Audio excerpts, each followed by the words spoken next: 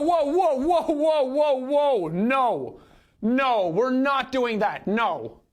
I don't know why you're into this, but we're stopping it right now. So, the burrito roll. We're here on a Trustee Dundee. Wow. We are here on the Trustee bed. So, get on your bed. And just like that, you're 90% there. Woohoo! Good job. So, what you're going to do is just roll over. Yo. That is kind of how you do it. I say kind of because it looks more sloppy, and we don't want sloppiness. We want clean cut, as if you're a frozen burrito ready to be warmed by a warm skillet. Yummy.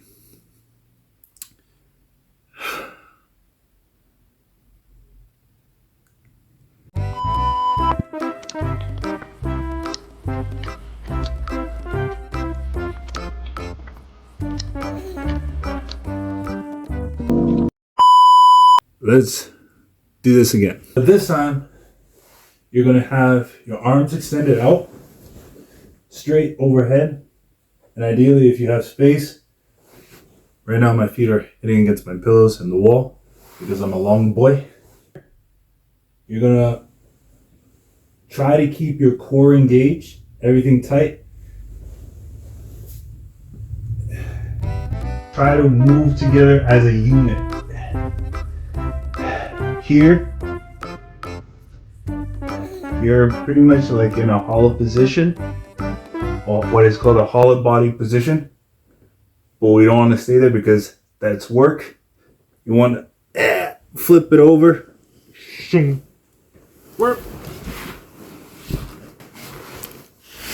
Just like that.